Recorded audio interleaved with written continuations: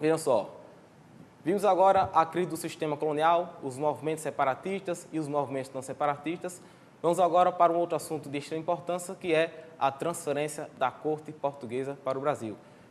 Essa transferência ela está no contexto da tomada do poder na França e da Europa por Napoleão Bonaparte, isso em 1799, e também do bloqueio continental. Vejam bem, a Inglaterra, a gente sabe muito bem que ela era a grande potência industrial do período. Só que a França, ela também já havia iniciado o seu processo de revolução industrial. Então, os dois eram concorrentes econômicos. Então, Napoleão, ele tinha o objetivo de acabar com a economia inglesa. Como Napoleão não conseguiu derrotar a Inglaterra militarmente, ele decretou o bloqueio continental. Pelo bloqueio continental, os países da Europa, ou seja, os países continentais, estavam proibidos de manter relações comerciais com a Inglaterra. O objetivo disso, como a Inglaterra não ia ter agora para quem fornecer os seus produtos industrializados, iria entrar em decadência econômica.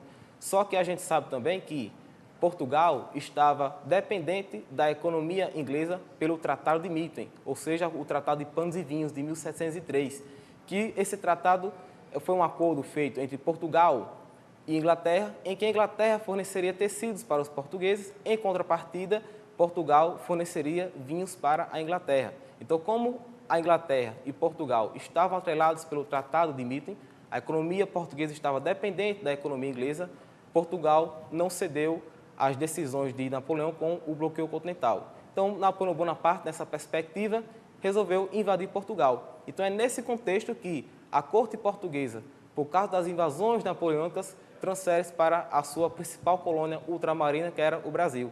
No finalzinho do ano de 1807, a corte portuguesa, junto com altos funcionários do Estado português e junto também com todo o aparato administrativo, vem para o Brasil.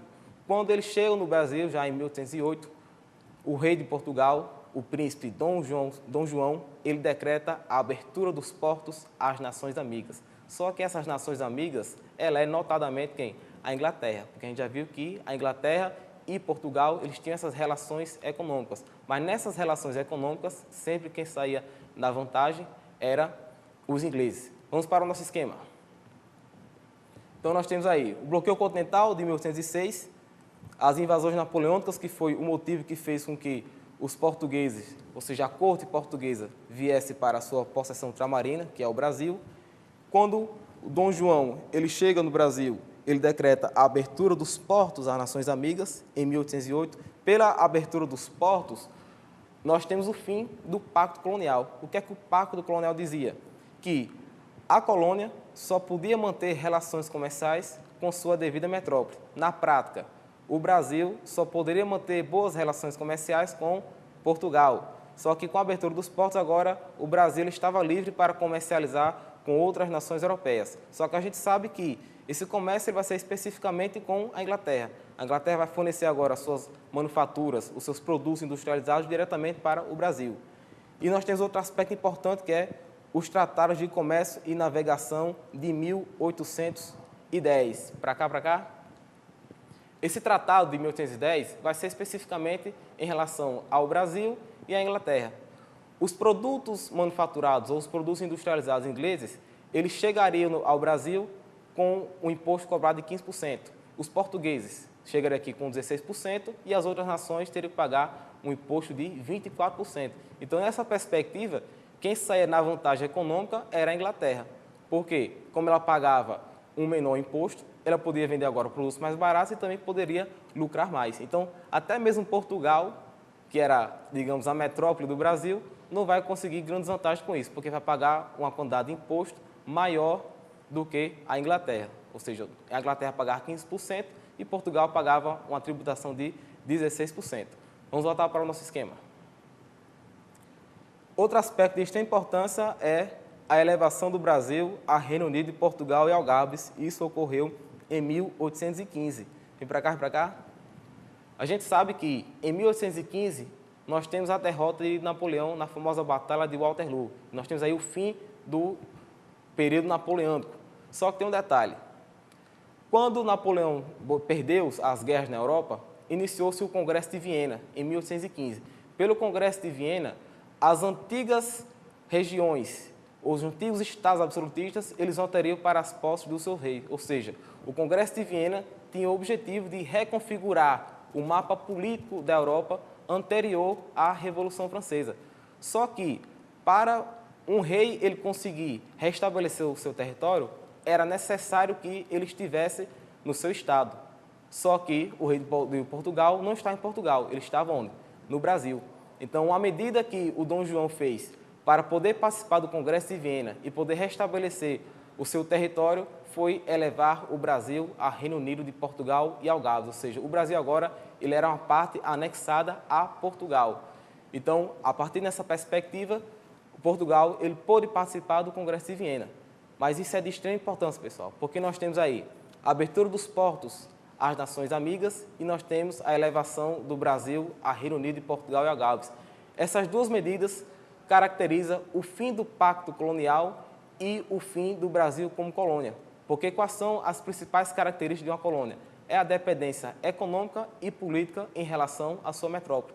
Então, como o Brasil agora havia acabado com o pacto colonial por causa da abertura dos portos e agora estava independente politicamente de Portugal, com a elevação do Brasil a Reino Unido, nós temos aí o fim do Brasil como colônia. Mas percebam, o Brasil ele não está independente de Portugal diretamente, porque o processo de independência só ocorreu em 1822, em uma outra conjuntura. Mas isso foi a base para o processo de independência do Brasil. Vamos para a questão. Questão 4. Dentre os atos de Dom João, na época também conhecida como monarquia joanina no Brasil, que vai de 1808 a 1821, não é correto afirmar. A alternativa A, reprimiu severamente a Confederação do Equador? Não. Perceba que nós temos aí a data de 1808 a 1821. A Confederação do Equador ela ocorreu em 1824. Então, já o Dom João ele não estava mais no Brasil. Elevou o Brasil à categoria de Reino Unido, a Portugal e Algarves. A alternativa corretíssima, isso ocorreu em 1815 para que Portugal pudesse participar do Congresso de Viena. C. Invadiu a Guiana Francesa como represália à invasão de Portugal por tropas napoleônicas. Corretíssimo. Criou a imprensa régia para a publicidade dos atos oficiais. Além da criação da imprensa régia, nós temos também a criação do Banco do Brasil, que foi o primeiro banco que existiu no Brasil e que existe até hoje. E. Invadiu o Uruguai, anexando ao Brasil com o nome de Província Cisplatina. Corretíssimo. Só que eu quero ir a questão errada, que é a alternativa A. Reprimiu severamente a Confederação do Equador. Não foi Dom João que reprimiu a Confederação do Equador. Isso só ocorreu em 1824, já com Dom Pedro I. Vamos para a nossa última questão. A transferência da família real portuguesa para o Brasil, em 1808, causou intensa movimentação no programa da colônia. Estima-se que mais de 10 mil pessoas aportaram no Rio de Janeiro. Sobre tal contexto, é correto afirmar. Alternativa A. A ruptura do pacto colonial e o processo de independência são dois acontecimentos estreitamente relacionados com o estabelecimento da corte portuguesa no Brasil. De cara, nós temos a alternativa correta, a A. Vem para cá, vem para cá. Lembrando que o Brasil ele perde essa característica de pacto colonial com a abertura dos portos às nações amigas em 1808 e outro aspecto importante também é a elevação do Brasil a Reino Unido de Portugal e Algarves, que isso vai dar início ao processo de independência que só vai se consolidar em 1822. Então, pessoal, nós encerramos por aqui.